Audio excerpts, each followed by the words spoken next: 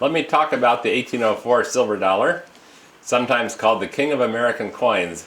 It's also can be called an imposter. That was said by Eric Newman and Ken Brissett when they wrote a book called The Fantastic 1804 Dollar. Therein lies a story. Go back to the year 1804, and at the Philadelphia Mint they made about 19,000 $1 coins. And the Mint report said we struck 19,000 silver dollars. Okay, coin collecting became popular a number of years later in America. And people looked at Mint reports and they said, well, there are 19,000 $1804, but I've never seen one. I've seen a 1794 and so forth. And no one had ever seen one. The reason is that because no 1804 dollars dated 1804 were ever made.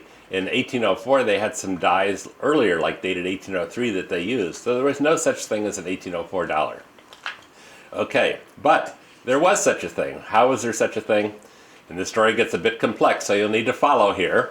In 1834, the United States government sought to expand its presence in the Far East, in Indochina, in Muscat, Oman, Zanzibar, different places on the Indian Ocean and what we now call Indonesia, and to expand its diplomatic influence and to become known. So they chartered a battleship with an accompanying ship and went and called upon some of these distant ports, giving diplomatic gifts. And one of the diplomatic gifts, in addition to maps and silver and crystal, was a set of United States coins. And they wanted to make up a set showing one of each denomination that was made. So they back in 1834, what are we making now? Well, we're making the half cent, we're making this and this and this and this. Well, what about the two largest denominations, the $10 gold piece and the silver dollar? Well, we haven't made any of those since 1804. Well, can we find 1804, an 1804 dollar, an 1804 $10 gold piece? Well, they couldn't. So they took some new dies and made an 1804 dollar die with the 1804 date and also the $10 die, and struck some new pieces and put them in the set. And that showed the full panorama of American coinage. And it was correct because the last ones made of those two denominations, 1804, they still didn't know that there was no such thing as a real 1804 dated dollar.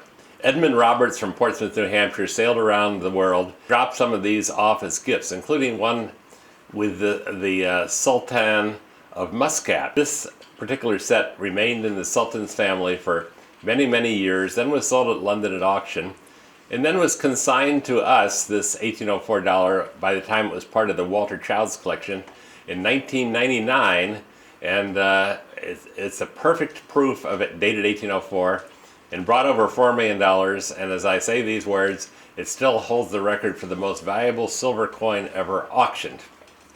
Okay, but there's more to the story than that. Collectors wanted $1804, and they went to the Mint, and the Mint was very friendly to collectors and said, we'd like to buy an 1804. So the Mint decided to make some more, and they would strike them and then trade them to collectors. And then rumors spread that there was no such thing as an 1804 dollar, that 1804 dollars were all made up modern. So the Mint would issue documents signed by the Mint director or curator. This is an official 1804 dollar made in 1804. Going back to Eric Newman and Ken Brissett in the book I mentioned for 1962, they unraveled all this about no 1804 dollars were actually made until 1834. Then the Mint made more for collectors, and so there is an 1804 dollar, but it wasn't made in 1804. And it's famous because every collector wanted one, every important collector. There were only 15 known now.